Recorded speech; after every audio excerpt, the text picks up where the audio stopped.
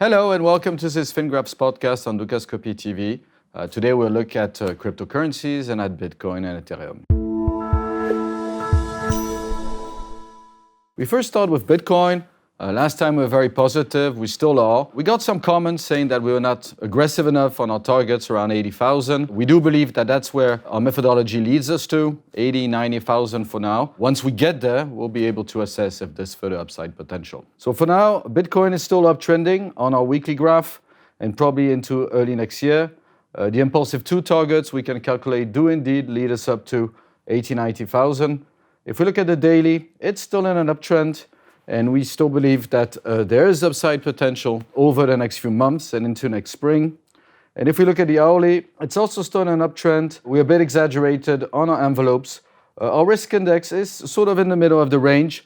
Hard to say if that's a divergence or if there's much more upside potential. We'll use Ethereum and the ratio of Bitcoin, of Ethereum versus Bitcoin to try to get an answer on that. But first, let's look at the daily graph. The daily graph, as we said, is still uptrending and still has a lot of upside potential on our targets, which point between 76,000 and 90,000 now, and our risk index, which still has some leeway to rise over the next few months. What we could say is that perhaps the initial targets over the next few weeks is towards the low end of our impulsive targets to the upside, possibly around 75,000, 76,000. Now we move on to Ethereum. Ethereum also still in a strong uptrend. Our weekly targets are leading us up between 5,000 and 6,000, so there's still some upside potential.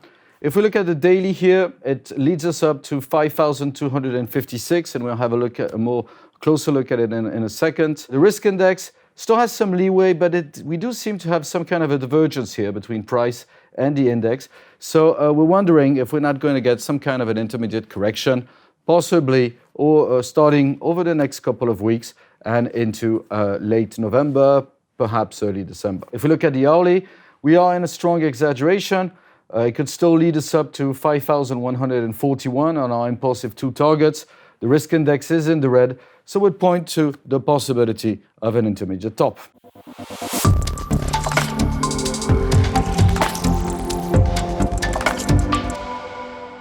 Looking at the daily here, what we could see is that initial targets are probably slightly above 5,000, towards 5,250. Again, we point to this divergence between higher prices, lower risk index here. And we do think that at some point, this very linear uptrend, which we've seen since the end of September, may see an intermediate consolidation. Now, we want to confirm this with the ratio of Ethereum versus Bitcoin. What we could say is that the weekly graph for now is in a very strong uptrend and still continues higher into next spring. So we believe that's positive for both cryptocurrencies. Indeed, if we look at the daily graph here, we could see that all the periods of retracement for the ratio have been followed by a retracement on both cryptocurrencies. So we saw that this spring, ratio slightly anticipated a correction.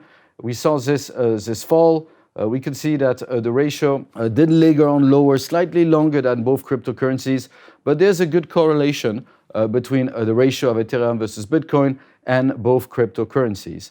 So still very positive into the spring. Into here, we did have some exaggeration. We're still in a consolidation, and we do believe that we may get another retest down here, possibly into mid-late November, and then a strong rise, as we can see here on the weekly. And the hourly seem to be confirming that we're getting towards something in terms of exaggeration to the upside, as the ratio seems to want to start to roll over again. We're still very positive into the spring. We do believe that there's probably some consolidation to come during November, but from early December, we would probably be really in a buy the dips mode again on cryptocurrencies.